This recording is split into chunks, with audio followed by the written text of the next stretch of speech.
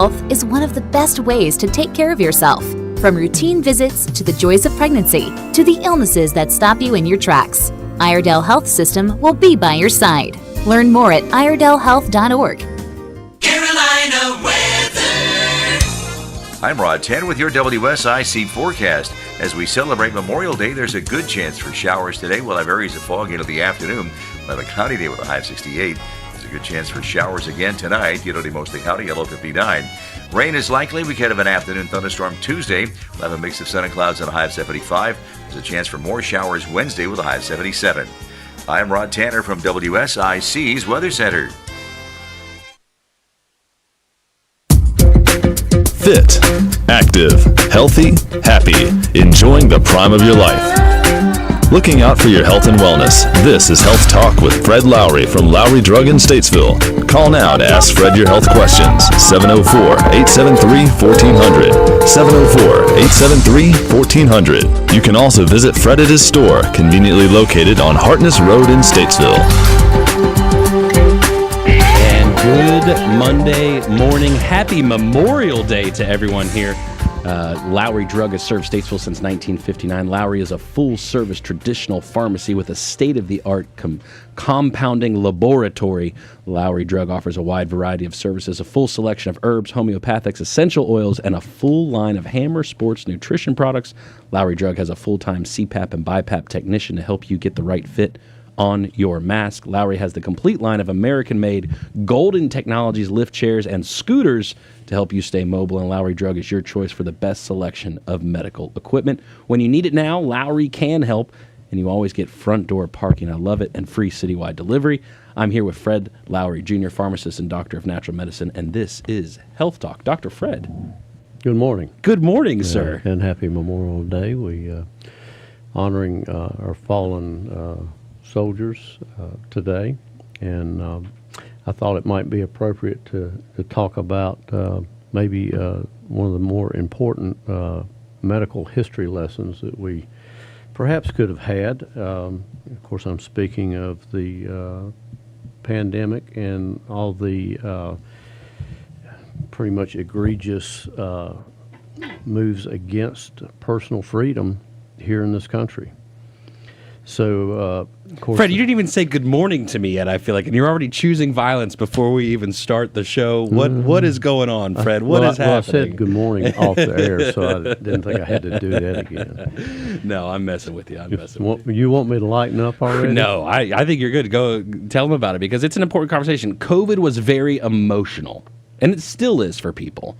And so when you talk about freedom mixed with COVID, sparks start flying on both sides of the table. Thanksgiving has been rough for a few people over the past few years, right? Yeah. Yeah, so when all this developed, and you weren't here, but, 2019, the end of 2019, and there was talk about that in China, and, I had, in January, said, well, folks, it's coming. I had somehow had the foresight to say, we're going to have this, it's just a matter of time. And I had great concerns about the origins at that time, because I knew about the gain of function laboratories and didn't know what they had, what was cooked up. So yes, I was very concerned. But then we ran into this fabricated public relations campaign, and basically the message was, you're not safe. And so, it was a very fear-driven thing. That, okay, yeah, I mean, I get it, I'm concerned about it, we could, get sick, we could die, whatever. And so that was what the media pounded. It was no one's safe. And we have a pandemic, and then it developed into we have a pandemic of the unvaccinated. And so, there was all kinds of things that went along with that in terms of, people that were, divided over that issue, and, I had healthcare people that felt like I should show leadership and get vaccinated and promote that, and I had no faith in Dr. Fauci. His history was already pretty tainted in terms of his Questionable at best. financing of gain of function research, and even at our well-esteemed University of North Carolina, Chapel Hill, we had that research going on, so that's another whole story in and of itself. But basically, the whole thing here is that the news just kept pounding. Where you're not going to be safe. Get vaccinated. Don't do your research. Trust the science, which was ridiculous.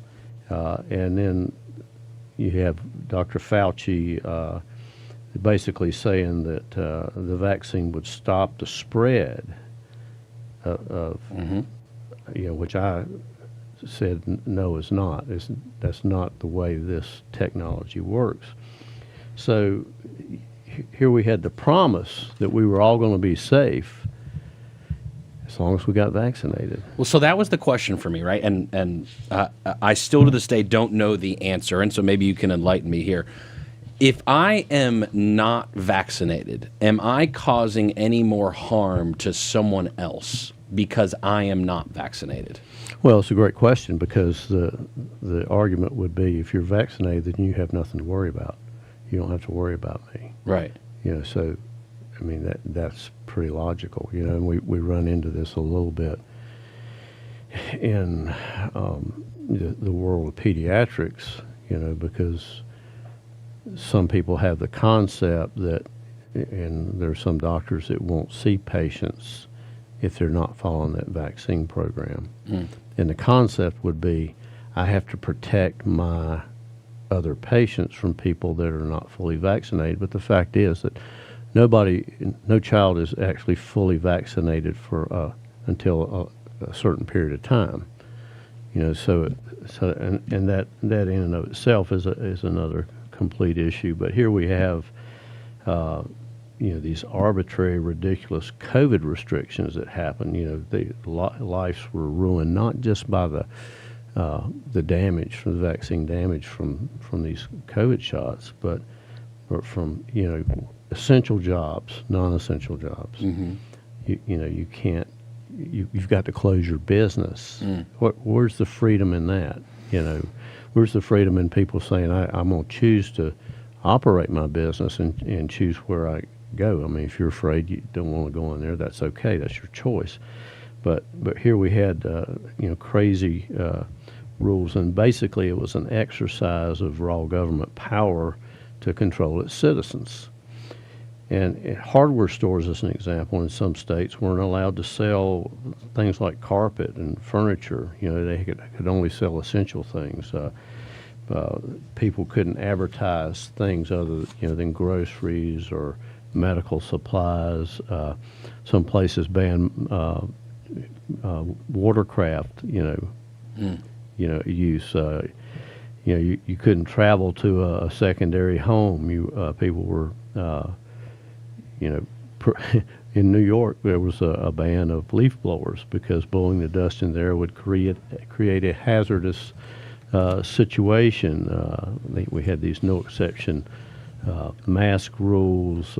And I am thankful for North Carolina in the sense of, okay, as far as middle of the road goes on, because part of what it is, you want to figure out what's reasonable, right? In a situation like this, there's obviously something occurring medically. What do we do? Were there things that overstepped? Of course. But I'm grateful we weren't in a place like, I look, if you're from Minnesota or anywhere like that, I'm sorry, but the restrictions that were put in place on some people in other parts of the country, tough. Oh my gosh. California was tough. You tell me I can't do what? Well, not only that, think about that, there were institutions that went after doctors and people that were against the current narrative. There were people that doctors that were treating people with methods that seemed to be working at the time, that they were getting good response. Example, ivermectin, and some of these doctors were threatened with losing their license. There was a big question about that, and some doctors were calling me saying, I don't want to prescribe ivermectin, but pharmacists are refusing to fill it because it was thought of it more of as an anti-parasitic drug. Teachers were a big one too, being forced to be vaccinated in order to continue to be able to teach. Students going to school, and you got to go back to and remember that where did the money come from to make these things happen? You know, we saw lotteries. You know, if you got vaccinated, you got entered into a lottery. You could win a gun. You could win a car. You know, the insanity of this whole thing. You know, when you even as I'm saying it, I've almost gotten used to what happened to the point that it doesn't seem outrageous, does it? It doesn't seem outrageous until you start talking about it. Which really makes you nervous for potentially what the next round would be, right? Because something's eventually going to happen, right? Eventually. And what are the freedoms that we're just going to instantly be willing to give up? Is it chipping away kind of at what the rights are of people time and time again? Is that really the ultimate concern I should have? Or should I be just medically concerned? Just do whatever they say. Fred, I'm going to get in line because I don't want my whole family to die. What's it going to be? Well, you can do that if you want. But, making informed choices is sometimes very difficult, especially for people that don't have a medical background, and so they just have to somehow default. And I've had people tell me this. I don't know anything about this, so I have to default to what my doctor tells me because I trust that person. These people are trusted people. Yeah. You know, they're good people, you know, but sometimes we end up in a place where the medical information that we get is pushed by the media. And it also, this concept of vaccination resides somewhere in people's heads that it's settled science, and it's not. You know, it's just not. And so when you talk about vaccination, it's the promise that if you do this, you will not get ill. And that's what people were keying on. But the fact is, they did get ill. The vaccinated did end up in the hospital. People got it more and more. You know, so. And hindsight's always 20/20. But one of the things of science, going back to what the original motto was of trust the science, isn't science meant to be tested and scrutinized and really thought through with multiple avenues, multiple perspectives to really prove it? Isn't that the real essence of science? It should be. You know, basically science is just how we observe the world and try to make sense of it, you know, and try to, you know, in terms of all kinds of things. So it covers a lot. But what we encountered was this authoritarian kind of thing is I am science. I know all this stuff. And so we were betrayed by people in government that were supposed to know these things, these institutions. These institutions are not our friends. The CDC is not our friend. You know, it sounds good. It probably was a good thing at one time. I don't know. You know, I haven't looked into that. You know, but I still think we need to question things. You know, people couldn't go to church, but they could go to a casino. You know, I mean, it's just crazy how that whole thing played out. You know, most Americans are probably not going to fall prey to this again, or at least some will. You know, but probably depends where you live. It depends on where you live, and you know, we're just dumbed down in terms of the information. Not to case in point, but you know, even on this station, when you have news that's national news. A lot of the news is stuff that doesn't matter. It's human interest stories, you know, it's entertainment, you know, so there's no meat to it. That's right. No actual discussion occurring, no practical application. A lot of it's just headlines, right? And that comes down to money and things like that. It's not even headlines. It's fun stories about something that happened that's obscure, that, you know, is entertaining. It's not actual news. It's a cute story. No, it's not news. The end of last month, the FDA finally detected serious safety signals about COVID-19 vaccines among children. that basically they were faced with elevated risk of heart inflammation, according to a new federally funded study. Vaccinated children aged 12 to 15 face a heightened risk of myocarditis. Now think about that. You want to protect your child, and now you have a life-threatening heart disease from the shot. So this is this is how they tease this out. So there has to be a certain threshold of cases before it becomes of interest. And so that age group 12 to 17 has reached that threshold, but the age of younger cases has not. So these children taking these shots, where they really had no serious risk of death. Right. It's just absurd that we would even promote such a thing. So, does the FDA protect us? Yes and no. The FDA does, in some cases, good jobs of monitoring manufacturing processes, and they have systems involved. There are things that we follow in the pharmacy that are the FDA regulated sort of things. A lot of good things there, but in terms of protecting the public in issues like these vaccinations, not so much. And there are doctors that really feel like these issues of side effects, if you call it that, of these so-called vaccinations is way underreported.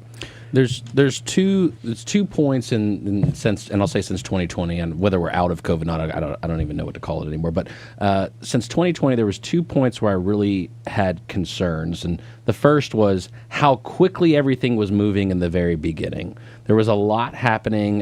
The pace was unprecedented, and there was a lot of just assume and get in line, and that's just not my nature to accept that.